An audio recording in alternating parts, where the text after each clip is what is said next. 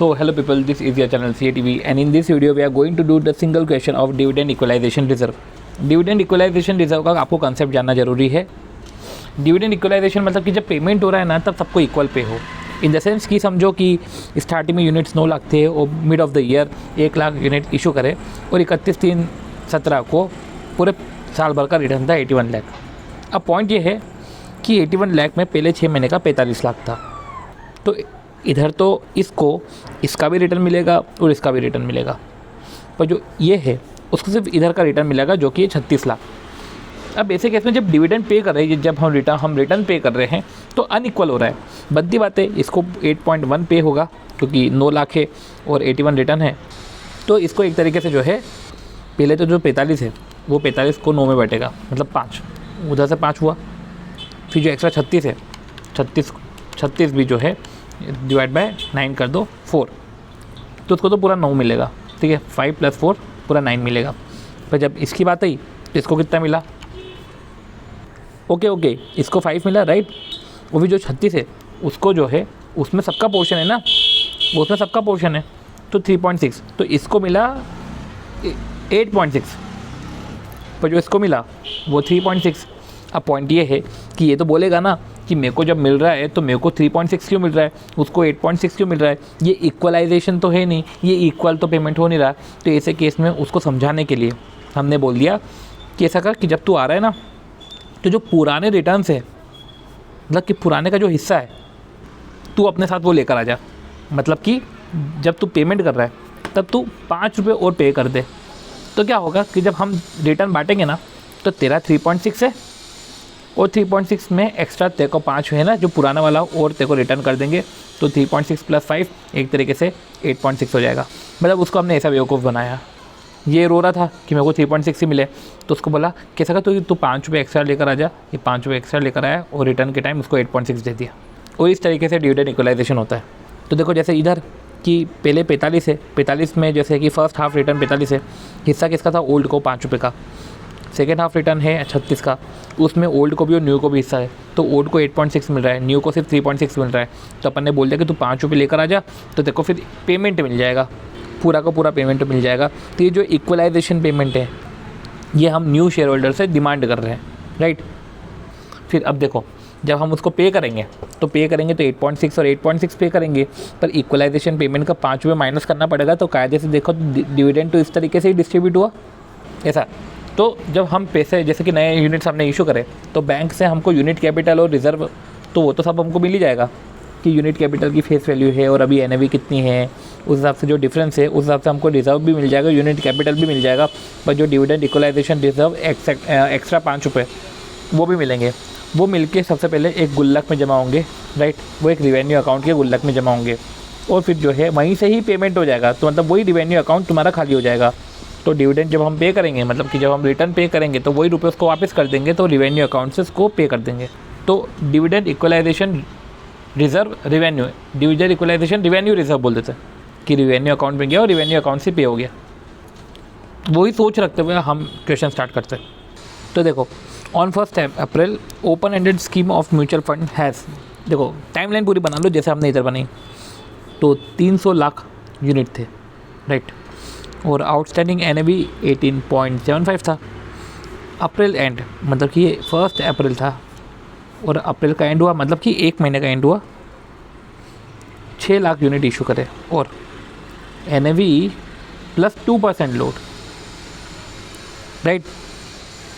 अब NAV + 2% load और adjusted और डिविडेंड इक्वलाइजेशन, मतलब हो सकता है कि जो पुराना पेमेंट है ये 1 महीने का वो साथ में लेकर आया ये dividend equalization. At the end of May, ये अप्रैल हो गया, मई मतलब 2 महीने, 3 लाख यूनिट को रीपरचेस कर लिया गया. अब देखो अब इसमें दिमाग लगाना. 3 लाख यूनिट को रीपरचेस कर लिया और ओपनिंग NAV लेस, तो opening NAV less 3% load adjusted for dividend equalization. इधर जो भी अपन ने एग्जाम्पल लिया था उसमें तो उसने इशू करे थे ताकि पेमेंट के टाइम इक्वल हो, पर इधर तो एक स्टेप और आगे है कि रीपरचेस करा, राइट.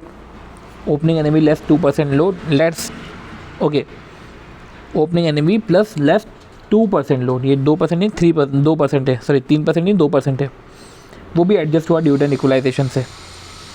फिर ये तो छोड़ो, जून में 70% इनकम, पूरा भी नहीं 70% इनकम डिस्ट्रीब्यूट करी गई, राइट।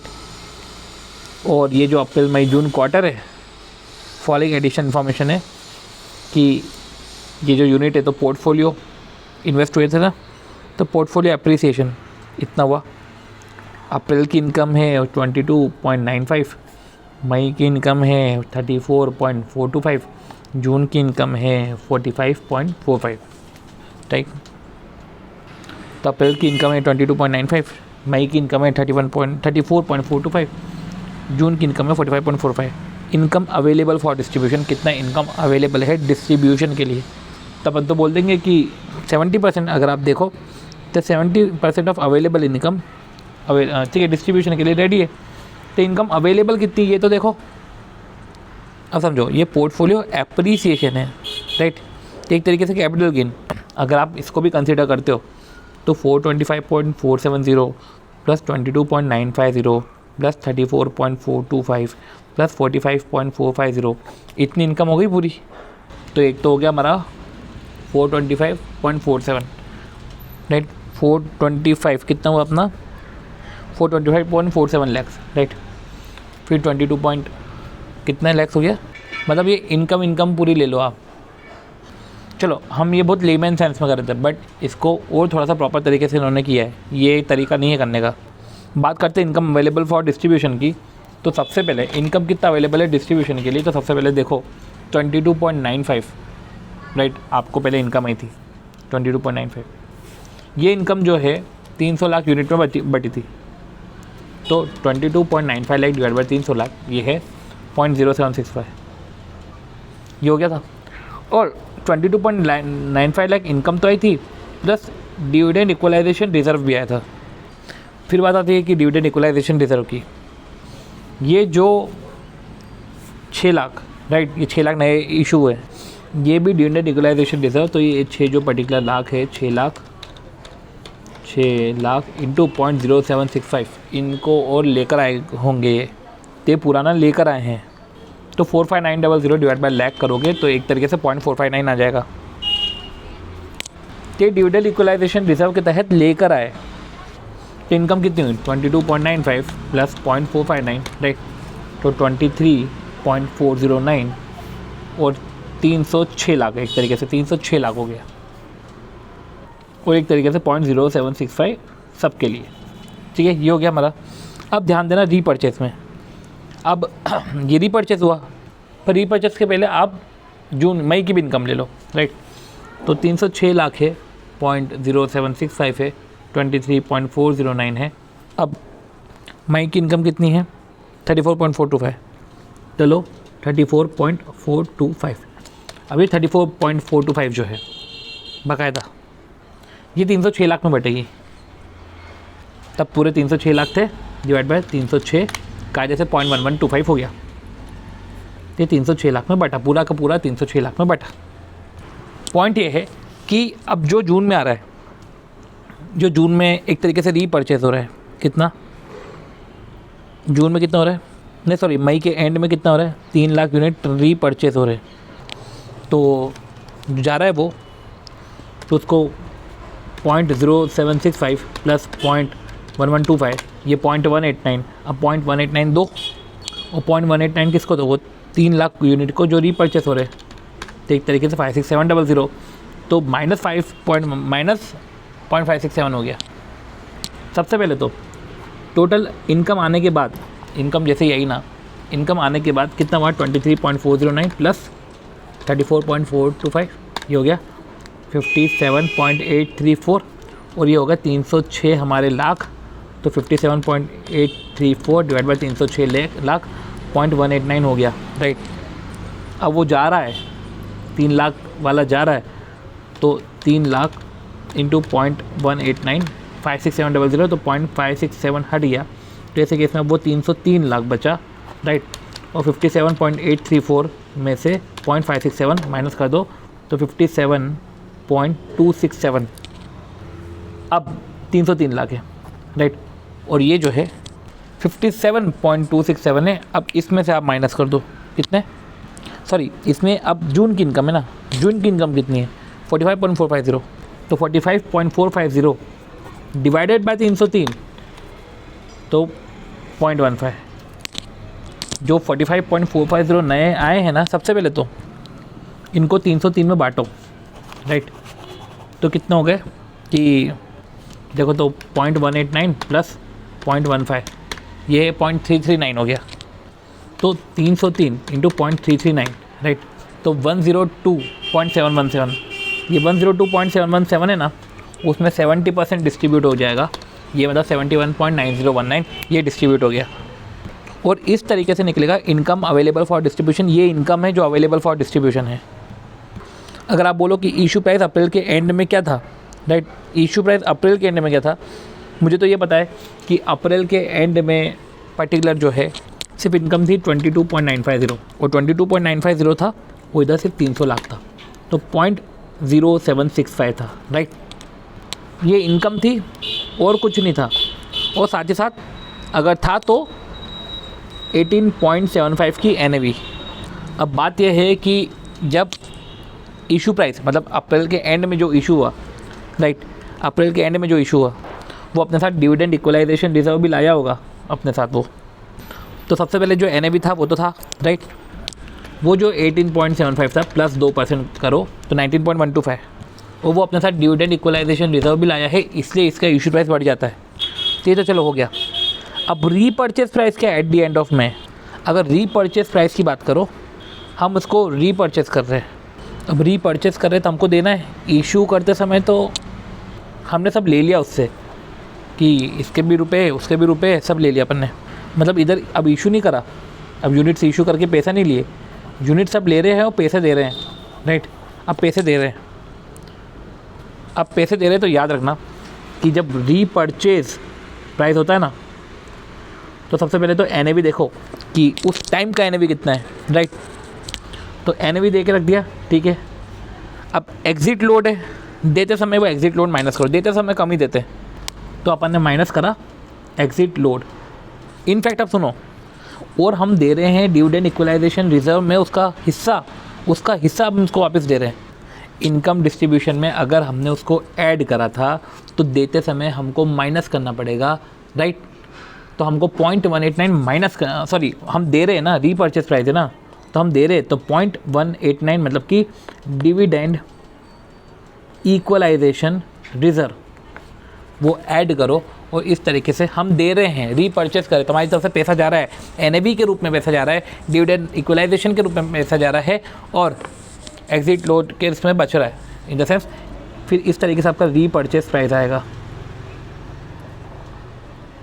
तो समझ रहे हो, जब डिविडेंड इक्वलाइजेशन रिजर्व निकालना है, dividend equalization reserve income available for distribution में ऐड लेस होगा, पर प्राइस कैलकुलेट करते समय दोनों में ऐड होगा।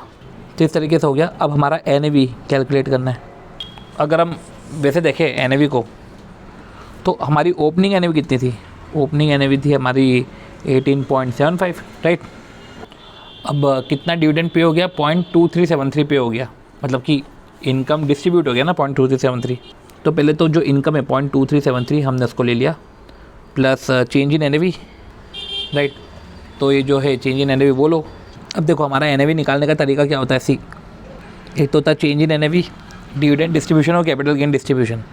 पर इधर क्या है, यूनिट्स फ्लक्चुएट हो रहे हैं, तो ऐसे केस में आपको टोटलिटी में निकालना पड़ेगा, राइट। तो अब जैसे कि भाई पोर्टफोलियो एप्रिसिएशन है, राइट,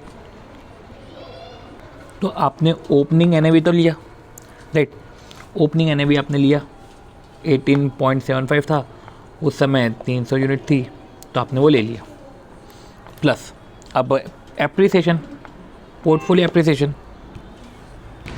तो भाई ओपनिंग है 18.75 इंटू 300, फिर पोर्टफोलियो का एप्रिसिएशन हुआ, राइट, 425.47। चलो हमको इनकम भी बहुत सारी रिसीव हुई, राइट, तो हमने इनकम भी ले ली। फिर डिविडेंड इक्वलाइजेशन रिजर्व के रूप में भी हमको मिला, और चलो ठीक है, डिविडेंड इक्वलाइजेशन रिजर्व के रूप में आपको पैसे मिले, पर आपको और भी तो इश्यूज़ मिले ना, तो फ्रेश यूनिट के इश्यूज़ वो भी ले लो, राइट। फ्रेश यूनिट में आपने डिविडेंड इक्वलाइजेशन के साथ आपको NAV वाला पोर्शन भी तो मिला, तो आपको जो जो मिला सब ले लो, मिला सब ले लो, फिर यूनिट्स आपने रीपरचेस करे, ये जो इशू प्राइस है, ये जो रीपरचेस प्राइस है जो हमने कैलकुलेट करा, तो हमने यूनिट्स भी रीपरचेस करे, फिर इनकम भी हमने डिस्ट्रीब्यूट करी। इस तरीके से क्लोजिंग NAV आई और यूनिट से हमने फिर क्लोजिंग NAV पूरी निकाल ली। तो देखो ये हमने जो है पर्टिकुलर इसकी लर्निंग हमने इधर भी लिख ली कि हमको इशू प्राइस कैसे कैलकुलेट करना है। इनफैक्ट हमको इनकम अवेलेबल फॉर डिस्ट्रीब्यूशन भी लेना था, बट ठीक है, आप इनकम अवेलेबल फॉर डिस्ट्रीब्यूशन समझ चुके होंगे कि हमको किस तरीके से करना है, राइट। बस ये याद रखना है कि यार मई में अगर कोई सी इशू करा है तो अप्रैल की इनकम और मई की इनकम वो दोनों, राइट, वो दोनों उसको लेकर आनी है। ऐसा नहीं कि डिविडेंड इक्वलाइजेशन रिजर्व में सिर्फ वो पर्टिकुलर मई की इनकम ही लेकर आए ना, मई की इनकम और अप्रैल की इनकम सब उसको लेकर आना है, राइट। तो डिविडेंड इक्वलाइजेशन रिजर्व में हमको देखना है कि पुरानी इनकम पुरानी इनकम पर यूनिट में कितनी है, उतनी पर यूनिट की इनकम मेरे को लेकर आनी है, ठीक है। तो इस तरीके से हमारे डिविडेंड इक्वलाइजेशन रिजर्व का कंसेप्ट ओवर होता है। मिलते हैं नेक्स्ट वीडियो में, जहाँ पे हम जो है और भी दूसरी चीज़ें समझेंगे। Okay, bye.